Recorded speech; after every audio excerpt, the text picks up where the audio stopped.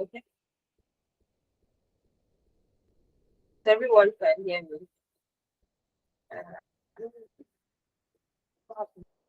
Okay. All right. We have started the class. So for this particular class, that's more or less our class two, we'll be looking at types and method of peers research. I know in our last class,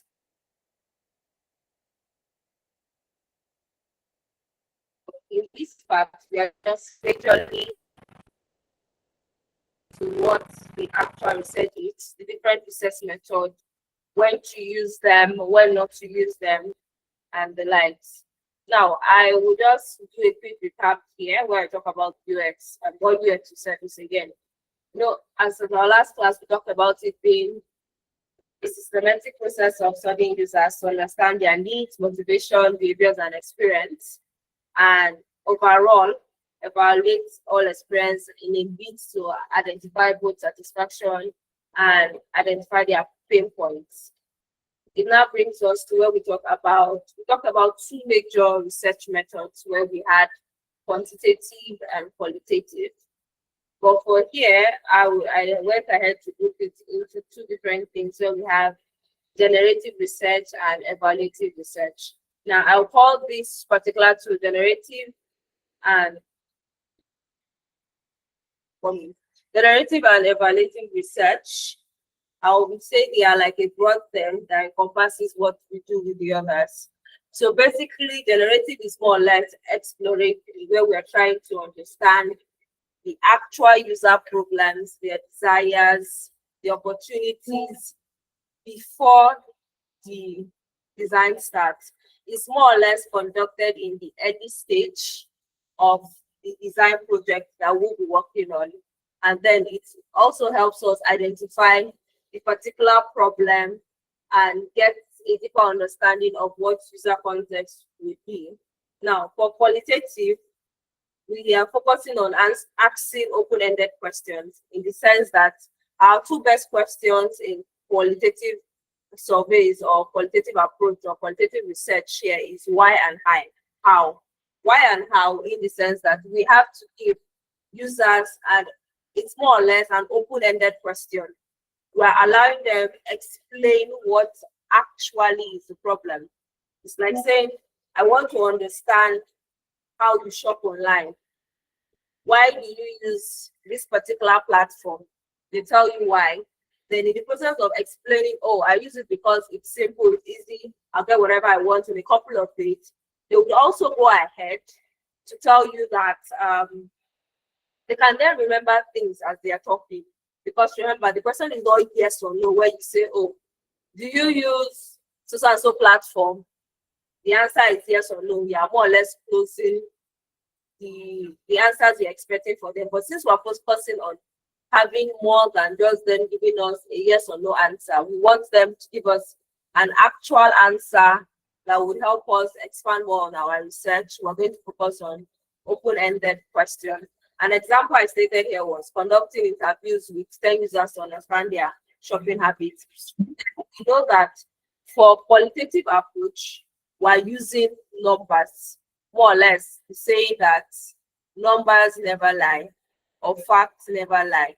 This is so because if you have to interview over 100 people and then you have 60 people go with a particular option, it means that whatever option that 60 people are working with is doing well, and that's the best thing at that point to go with. Except if for some reason those who picked the 20% option are for some very weird reasons, in cases where we have what we refer to as high performers and low performers, or people who buy more, you can then say, oh, we're going to be 20% because somehow they have proved that that particular thing works very well because you're going to get your actual value for having 20 people work on it. Now, still under, now we're moving from generative to evaluative. Still under the evaluative part, we're now looking at, okay, how does the design work? Remember, in generative, we're looking at what problems are we solving, we're identifying that. But in evaluative, we're now assessing how the design works. At this stage, you have already gotten the data you need using generative, and now you have developed your particular problem or built the solution, product, or service.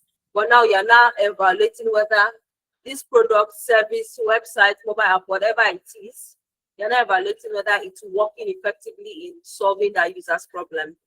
In this case, you tend to test things like your wireframes, your product, and all. For this particular approach with users, what you're now looking at now is you're understanding how their reactions to this particular thing. Yeah, more or less, I would liken it to usability testing. You're trying to say, okay, how are they behaving around a particular product that was given to them? How is it helping them? Or how are they working around it? It's more or less seeing how they struggle with, I gave the example of shopping online. It's more or less checking how they struggle with buying things on a particular platform when they are shopping online, and how the checkout process, just observing them. And then in the quantitative approach here, we are now saying, okay, how much, how many, how often.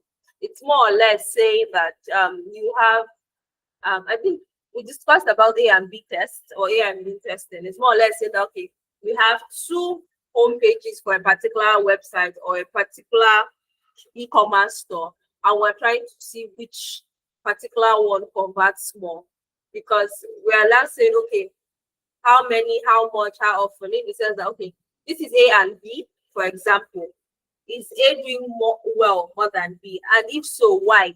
You're just cross-checking it out, because even though they are the same, there might be certain things that might be tweaked in that particular thing. You're saying that maybe the colors are different, or the color is different, and we're now saying the CTA on that particular, on one is different from the other, and their flow might be slightly different, to see which does well. I think yes, which does well. Another thing that then comes to mind here is, okay, if website A has buy now and website B has checkout now, which is going to do well and how best they're going to work. So it's more or less testing it across a very large number of users. A large part of this class will be where we're talking about understanding how to solve these actual problems. Now, in the previous class, we talked about the common research method, but for this particular class, we're not saying, okay, we're talking about the research method, we're talking about the purposes, the use case, and then the cons. Why this is happening is because you don't end up mixing it up, saying, okay, maybe when you're supposed to conduct a survey, you go ahead to conduct a user interview, because data is very important when you have to do with UX research. Now, we talk about user interviews. For user interviews, basically just like understanding their user, the motivation, their challenge. It is just majorly in the early phase of a product. Like you're launching a new product, a new service, whatever it is just this early phase.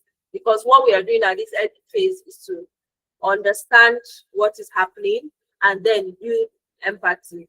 Now, the disadvantage basically of user research is that it's time consuming, and then it requires skill moderation, in the sense that you have to be careful with the type of questions you ask, because remember, you're still trying to understand what is happening. And then imagine that you have to interview over 100 to 500 people, because the larger the number, the more it's easier for you to identify which is the main cause of the problem.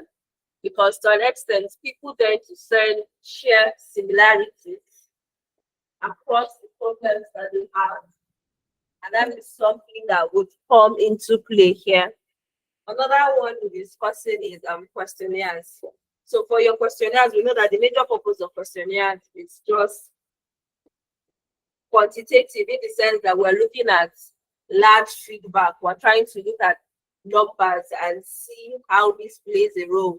You should have come, I think, for those in university, when you do your research or your project, you're asked to share souvenirs, surveys and questionnaires rather, not souvenirs. And in this place, what you're doing is okay, you're collecting a large feedback. You're trying to understand a trend because the trend here is okay, why are 100 people going with this? Why is 50 people going with this? And how best can we limit it? The good part of survey is that it's scalable and then it's not as expensive as user interview, because remember, if you're going to keep people to interview them, you have to, I don't know, you have to motivate them to an extent, in the sense that not necessarily give them money or stuff, but you just have to give them a good reason why they should talk to you or why they should spend their time answering what you have to do. And then remember, you would have to like go to a particular region because of your target audience and the likes. The common part of surveys is that it has limited in-depth and then it is potential for bias results. When we say bias result, is that when you give someone a souvenir or I don't know what the issue souvenir is, apologies. When you give someone a questionnaire, one major thing is they might just stick to taking one answer. So if you have strongly agree, disagree, strongly agree, disagree, strongly disagree, they might just choose to pick a particular option throughout because they don't want to read the questionnaire, give it to them. They just want to fill it and then hand it back to the server, gave them that particular questionnaire to answer. Then we have usability testing. For usability testing, we're saying, okay, this is the product is already launched. We have a group of people in the room. We want them to use our product so that we can observe issues and probably also solve any problem they might encounter and then see how it affects us. Now, the good part of usability testing is that your use case prototype better post-launch. It helps you identify pain points and then you get to see the real behaviors of your users who will be using this particular product. And the bad part is you will need a small sample size and it is time consuming, just like user interviews. Then another type of user research that we talk about is card sorting. This is where you see a lot of stickers or sticky notes rather being gummed on the wall, or designers trying to like sort it out to see how it works. Now the thing here with card sorting is we're deciding how to group the user's information. We're not just like putting it all over the place. We have to understand, okay, how is this going to work? What do we want to put here? Or how are we going to design this and where does it go now? The best use case for card sorting here is designing navigations or menu. Now, this is just to make sure that whatever we are designing is simple and then the users will be able to relate to it easily. The good part of card sorting is that it helps improve information architecture, but then it does not show you the search behavior. It just helps make your design better to an extent, but that's all it will do for you. Then the next part we talk about is still diary studies. Diary studies, I mentioned it last week, but then what we use the diary studies to do is understand user behaviors over time. Let me pause here for a bit. If you have any question, or let's just say if you have any questions whatsoever, you can ask your questions or you can drop it in the chats. Let's pick it up.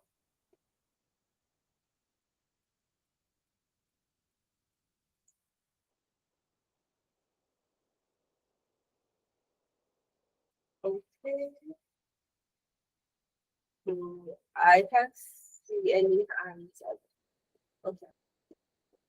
So let's just go on. So for diaries, I think okay, talked about diary studies. Now we're using it to understand user behaviors over time, more or less saying that okay, I'm seeing these people, I'm understanding their behavior, and understanding why they are changing from A to B.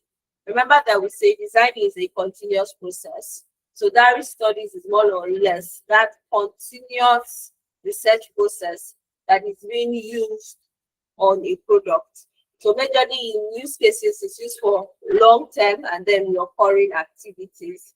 And what it does is, like I said, user behavior, the emotional insight. The thing is, I think the bad side to it is that it's hard to manage because what the users see in version 1, even though it was changed in version 2, they might forget that this was what was in version 1 that they didn't want and then choose something else, or they just make mistakes and list it up. I've already explained A and B testing previously, so I'll likely skip that. And then next one here is field studies. For field studies, it's just a little bit similar to having interviews, but then it's more or less out observing users in their actual environment. So you're more or less going to meet them probably in their place of work or when they are in a park or something.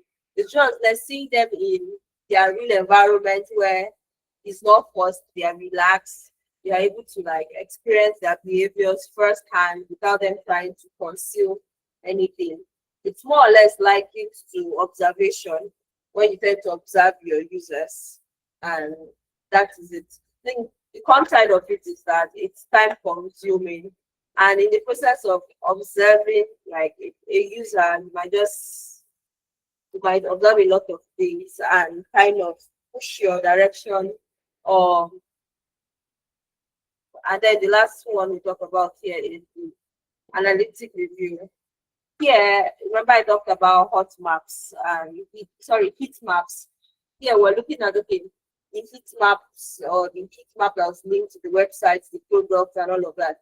What is it giving us? What can it tell us with this data that we are seeing?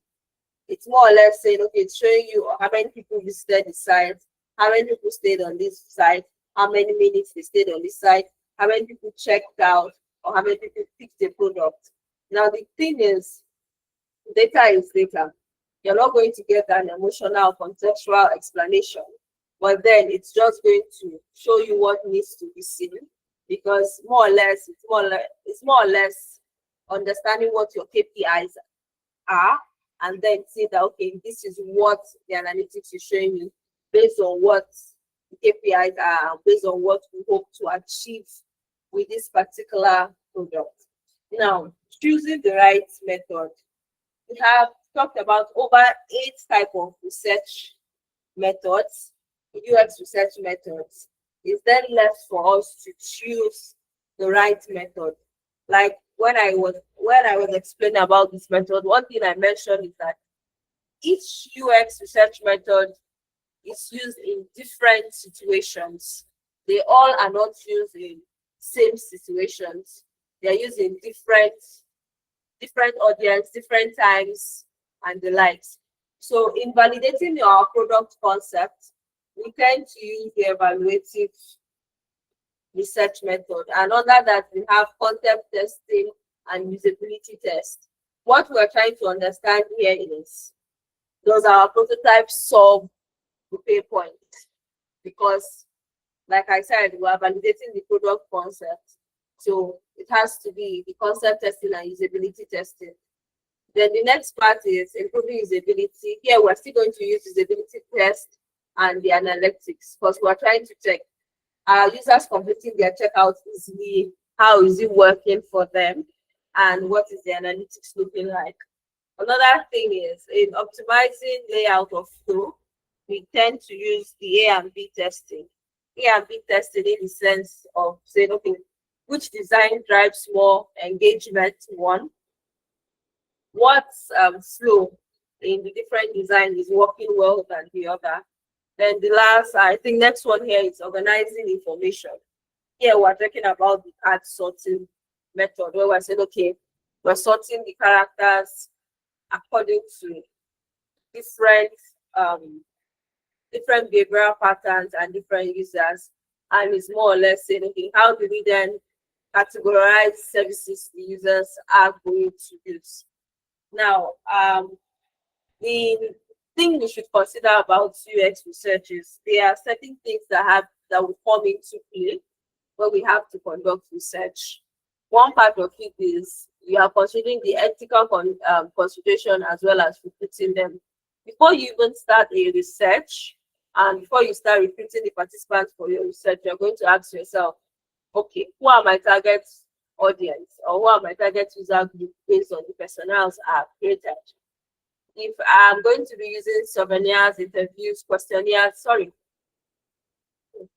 surveys and interview or questionnaires, it means that I'm going to have to create screening questions. So what are those questions going to be like? In the case we've talked about having open-ended questions, it means that all your questions are going to fall under why and how best to use them, basically. Then another thing to put in your mind is sample size. Based on what you're looking for, do you need 10 people to conduct your research? Do you need 100 people? And how are you going to get these people? That's another thing that comes into mind. Then the next part here is incentives. Because you might ever be going to meet them or you might have them spend time with you, you might have to give them something to make them want to talk to you or listen to you. And another way is you can recruit from communities. That's why I think sometimes in top universe community, you get to see messages like who wants to test out the product, who is available for testing and the likes. What we are doing is basically trying to get users to test out specific features and get feedback. Now, another thing is when you're dealing with your participants, you always have to get consent from them. Meaning that if you're going to record the conversation, they have to be informed that it will be recorded, and then you have to make sure that they understand the purpose of why that particular conversation is being recorded and how that data will be used. Depending on the sensitivity of your research, in some cases you might have to protect the personal data in the sense that you don't get to use the person's real name in the research. Then another one is voluntary participation. You have to make them know that, okay, it's voluntary, nobody's forcing you, and this is how we are going to do this. I think next part to now deal with being honest. Just tell them why it is being used. There's no need to lie about the information just because you are trying to get more information from them. Tell them the actual thing that this research is being used for and how it's going to help. Then basic or major research tools you might tend to use is we have Google Forms or type forms. I believe to an extent most of us are conversant with that. We have Maze. Maze is used for prototype and usability. That's one thing that it's a good tool as well.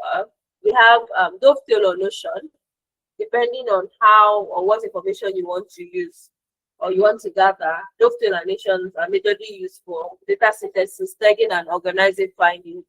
They have certain features that allow you to do a lot of grouping, assigning, and making it clear when you're doing your research. Now, for this, we have lookback.io, you have Google Meet and the likes, where you get to like have your virtual interview calls, record it, and then monitor the next person on the other end. And we have Hotjar. Hotjar is used majorly for heat maps and then analytics as well, and then tracking user behaviors.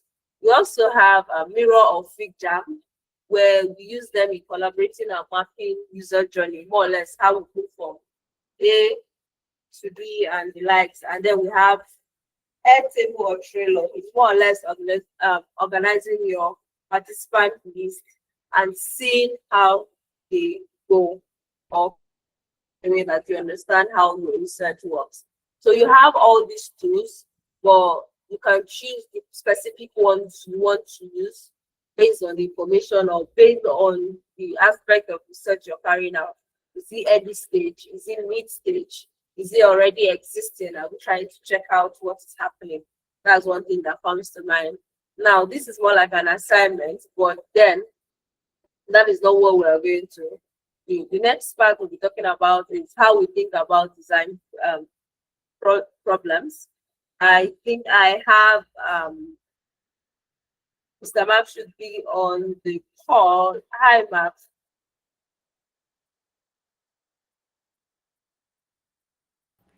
But if you have any questions, you can drop them, please. Map, can you hear me? Yes. Hello. Hi, I can hear you now. Yes. Okay. Okay, so I can actually see like feedback from this platform that my network is messed up. Let me just switch and also add a couple of things. Thank you. All right. So basically, okay. So just give me a minute. I am coming. So far so good. I know it feels like we're doing a lot of talking. Yes, we're going to have to walk through a lot of theories before we finally get into the actual core of what we are doing, and that is what we are going to right now, where we're talking about how we think about problems, because this is where it then comes to play, where we're saying, okay, now we have understood all the research methods. Even before we now go into this research method, what we are thinking about is how we're going to think about this problem first, how we're going to get out this problem before we now start looking at what research method to use. And in this case, where did it go to? And in this case, we're talking about how to think about problems. Now, we've talked about system thinking before, and I think even on the classes we had previously. But for here, we're not saying, okay, let's really apply it. If you have a project that is given to you, or if you have probably a project, let me stick with project, a product, a service, or something you are building, how do we then apply it in 4 cases? For this particular one, we went ahead to list the different examples. I'm coming, let me pick out the actual file so that I can scroll through.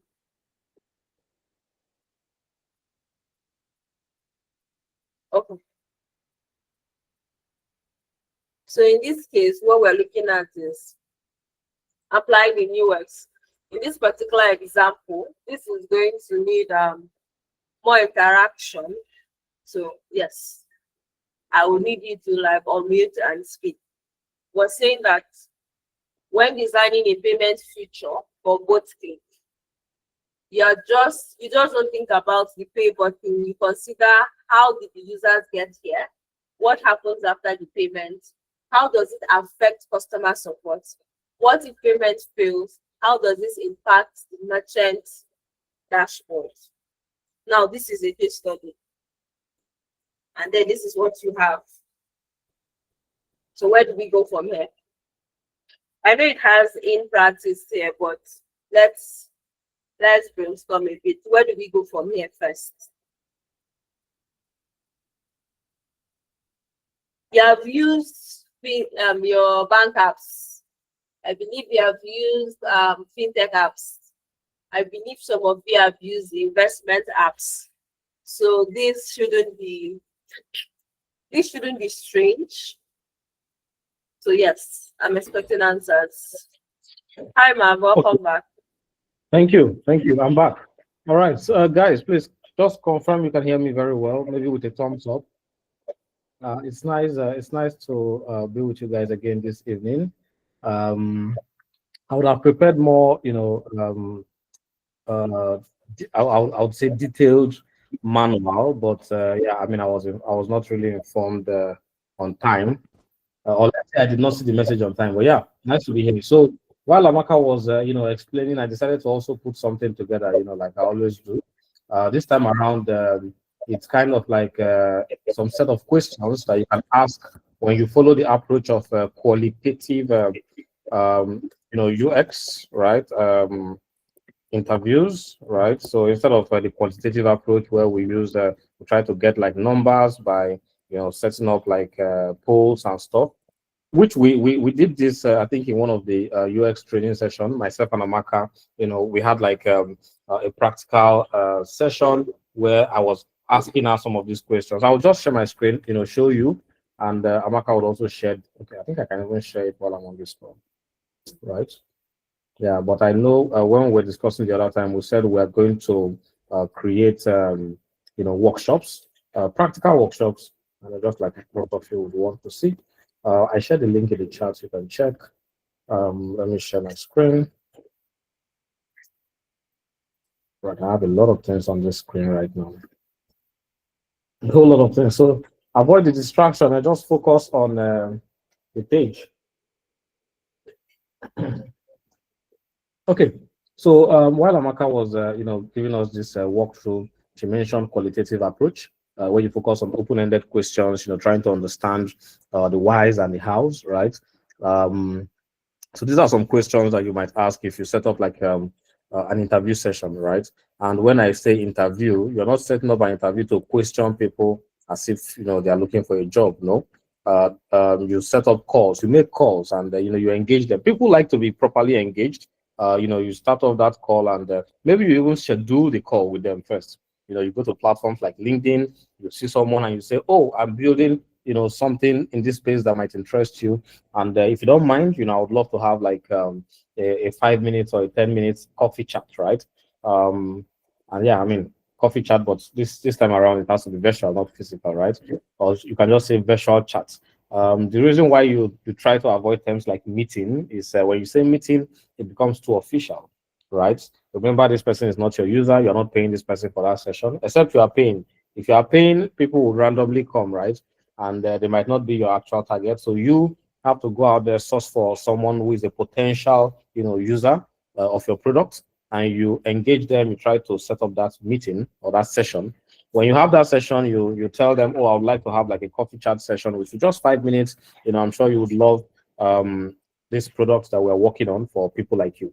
When they show up, we tend to categorize the questions we ask into 3 sections. Mind you, I'm an engineer myself, right? Despite the fact I do a lot of UI UX related stuff. Amaka is more. Amaka is the professional in that space. At both Click, Amaka actually leads the consulting team that handles UX and the CX, which is what I mentioned. I think I mentioned that yesterday. Myself, I am more of an architect and a software engineer, but due to the fact I've been doing this for a very long time, I've also been in sessions with Amaka. We've engaged customers, right? When I was leading the architecture team, this is something I do a lot. From my end, I will tend to ask more questions, like deep dive, why they want to really, look, why they are really looking for these technical solutions. Please, 1 minute. Can you help me lock the door, please? Hello? All right. Sorry about that. Okay. So these are some of these questions. The first category here, getting to know questions, where you begin to ask the person, "Oh, nice to have you on the call. Please, can you tell me about your role at work? What exactly do you do?" I mean, there are ways you should try to frame the question. Remember, I mentioned is not you're not interviewing them for a job, so it has to be interactive. It has to be fun. Allow them speak, and while they are speaking, also try to make them feel like they're having a conversation, right? A fun conversation. Except they volunteer to say, "Oh, I want to be interviewed, for this." Now, the reason why I prefer not to go the approach of asking them to, volunteer to be interviewed is because they come prepared. When people come prepared, they don't want you to feel as if they don't know what you're asking, or as if you don't know they don't know what you are trying to refer to. They would always have a feedback for you, even if it's a lie, right? And when you begin to accept lies, trust me, I mean, it's no longer a good one, right? So make it conversational. They should be free. "Oh, tell me about your role at work." Okay, so I mean, what about your team?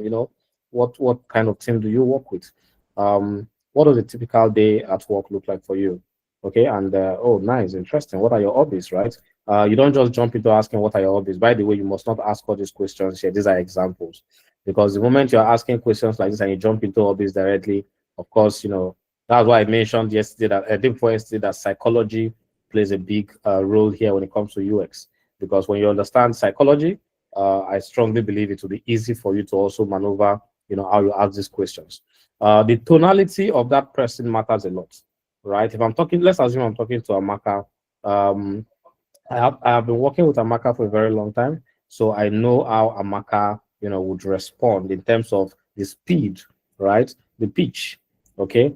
If Amaka comes to a call, I invite Amaka for a call, and then we are talking, and I am taking my voice to be super deep, right?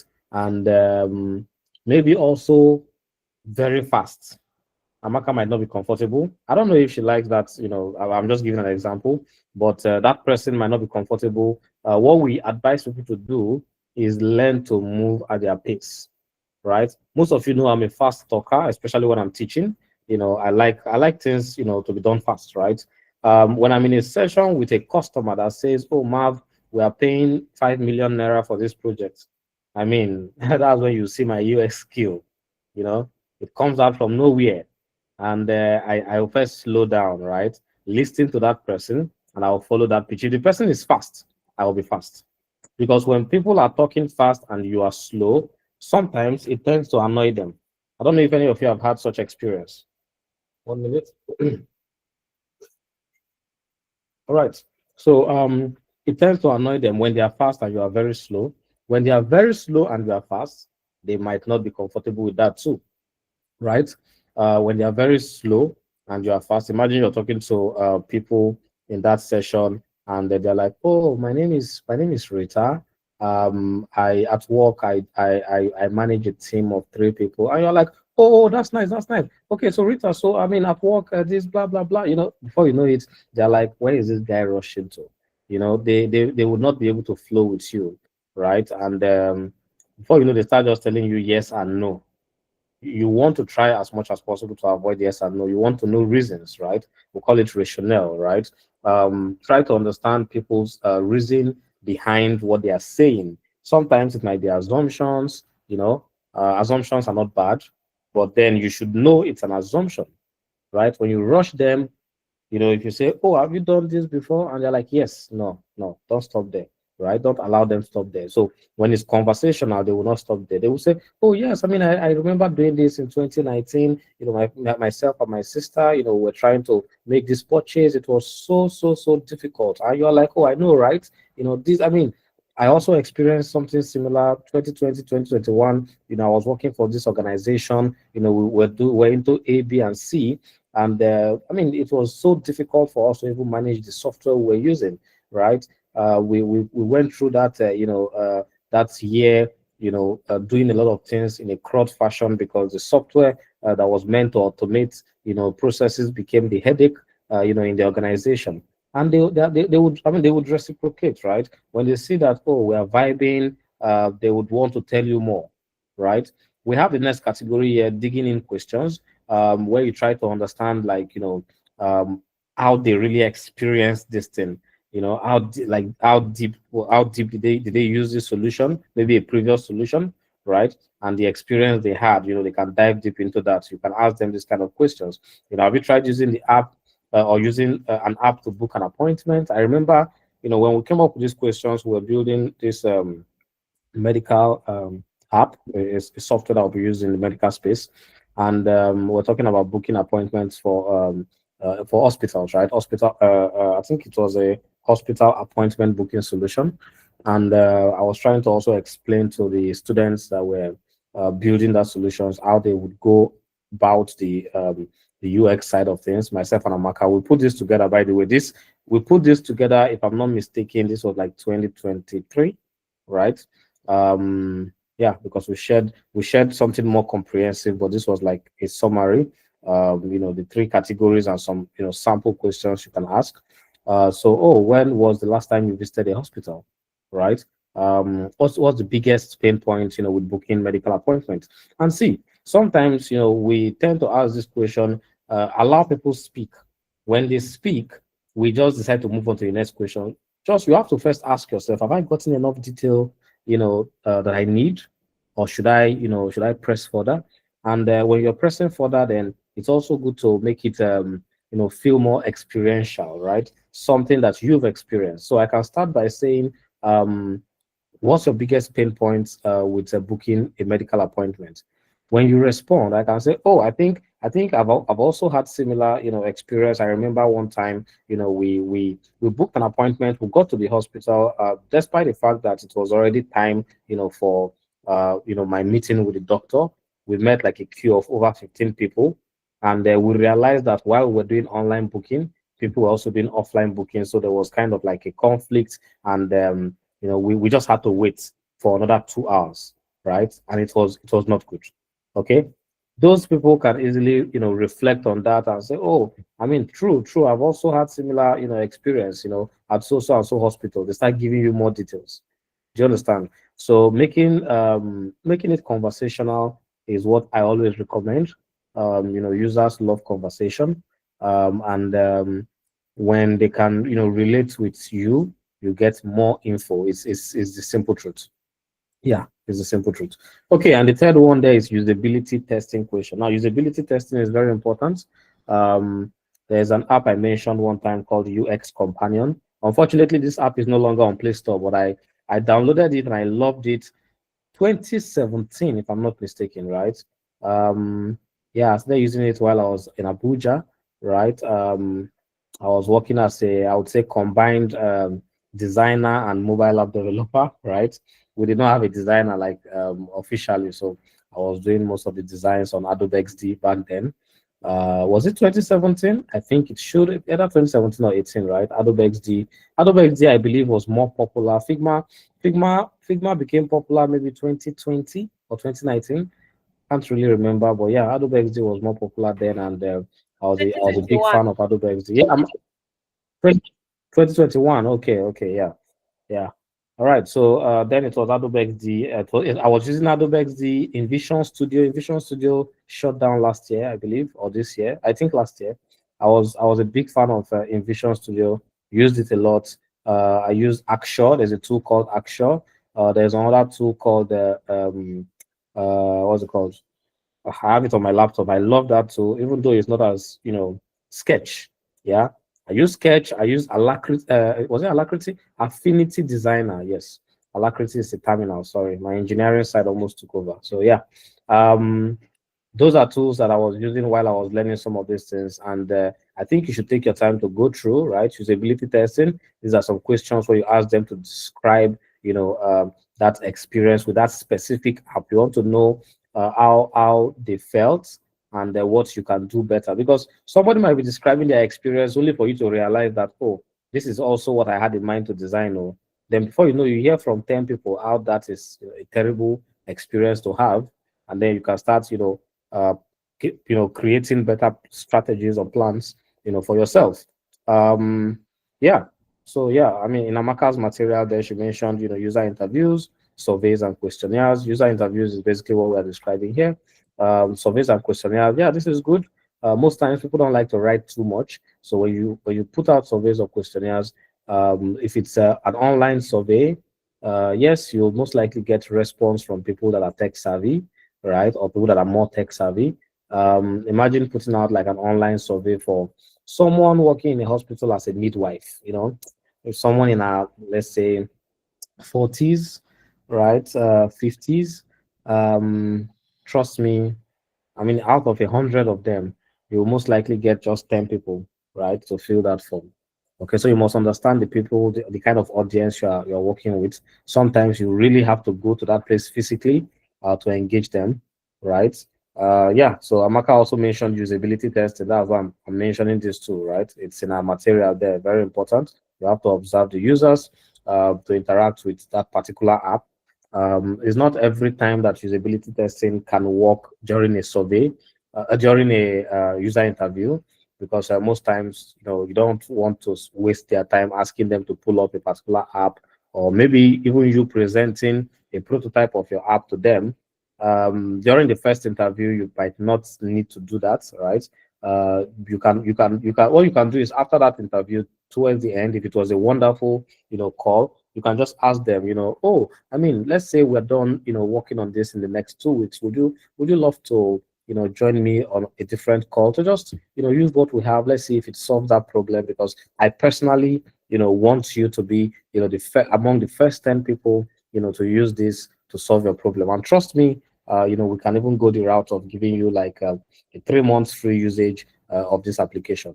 Do you understand? You don't need to mention that last part, except you're the founder, so that you don't tell them that we're giving you 3 months usage only to be laid off from that company.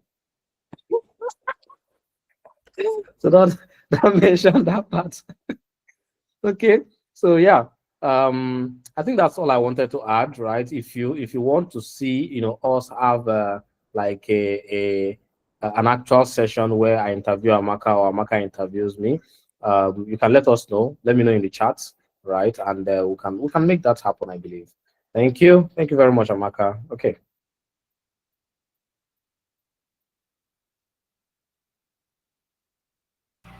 All right. Thank you very much, Mark. So, guys, do you have any question? Ask. Thing is, UX is more about, to a large extent, you are doing a lot of asking, a lot of finding out, a lot of understanding what is going on. So, for the first 2 to 3 weeks while conducting your research, it's going to be a very interesting ride.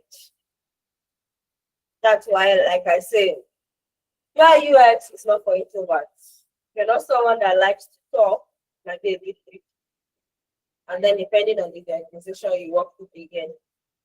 So, is there any question? Okay, would love to see that. All right, Desire, go ahead. All right, ma'am. Can you hear me, please? Yes, I can hear you. So if participants for the testing shows low cooperation or talks too much, is not intentionally being uncooperative but has uncooperative personalities, do we cut the person off and or do we tell the person to go away or something like that? And also, do we set time limits for the interviews? Because if we allow the question and answer session between the user and the person that's asking the question, the designer, if too much time passes, how will we be able to speak with the other people that we have for the interview? That's it. So, major for your interviews, you can set 1 hour, 2 hours, and all of that per person to interview. But then you now have to use your discretion or digression, basically. Your discretion to know how long you're interviewing someone. If you are meant to ask them 15 questions in an hour, and then for the particular reason this person is very chatty, when you notice that, you might have to reduce the number of questions you are asking so that you're able to meet up with the time you have. But you cannot cut them off, because the minute you cut off a user that you're interviewing, they might withdraw. They're like, maybe one might talk, why am I stressing myself? So you just find your way and then use your discretion. All right. Thank you, ma'am. All right, no problem. You're welcome. Any other question? I asked a question before Mr. Max. Okay. Someone say something. Hello, ma. Good evening, ma. Good evening. I wanted to ask a question. Go ahead. Okay, let's say we are designing for we are designing for we are designing a product to be used not in Nigeria, like outside Nigeria, maybe Yes. Chinese country or any country. How do you get testers? How do you let's say the product is basically culture based. How do you get these testers and interview them? Is there like a website where you meet them online or something like that? So if you are designing an app that is Chinese based, you have one problem already. Language barrier. They don't speak English. Or rather, 90% of Chinese don't speak English. So it means that you're going to learn how to speak Chinese. Let's start from there. That's where your one problem is.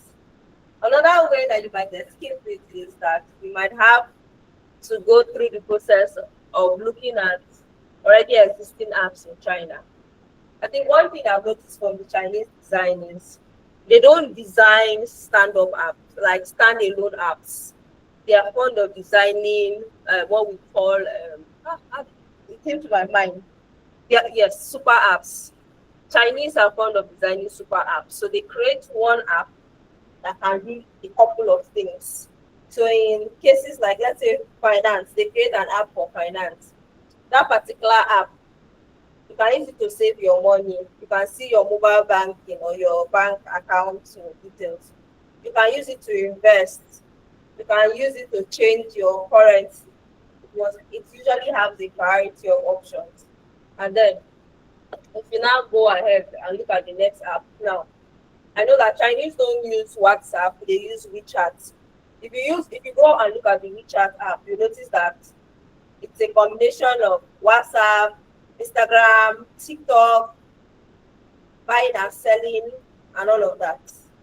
They are fond of building super apps. So based on the country that you are looking at, or based on the region that you have, if language is going to be a barrier, then you're going to have to study what they have existing and dig into data. Because the only way you might be able to conduct that research is if your company is willing to pay for interpreters and then have to interact with them. So that's it. Thank you, ma. You're welcome. Okay. So I asked one question, then I'm repeating the question again. It says, if you are designing a payment feature for both things, you don't think about the pay button. You consider how did the user get here, what happens after payment, how does this affect customer support, what if payment fails, how does this impact the merchant's dashboard? Now that's more or less a 6-in-1 question, but we can break it down. The first part is you don't think about the pay button. You consider how did the user get here.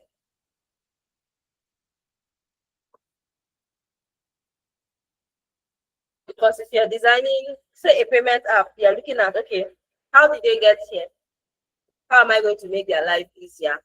Because in as much as you're handing a design over to an engineering team, your user flow must come correct.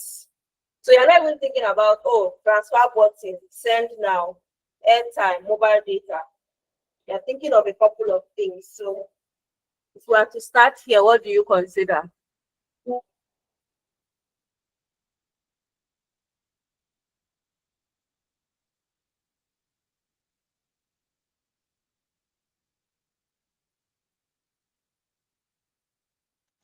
No sound again.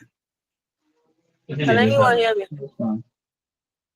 Yeah, I can hear you now. No, I did. We can hear you now. Okay.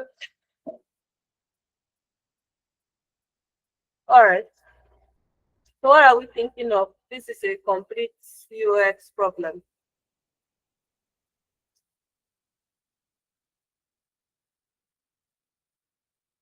But I think,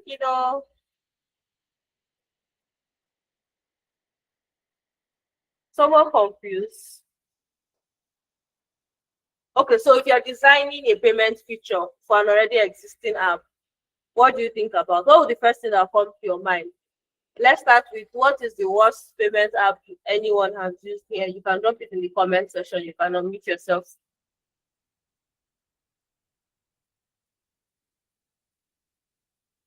So all our mobile apps are beautiful.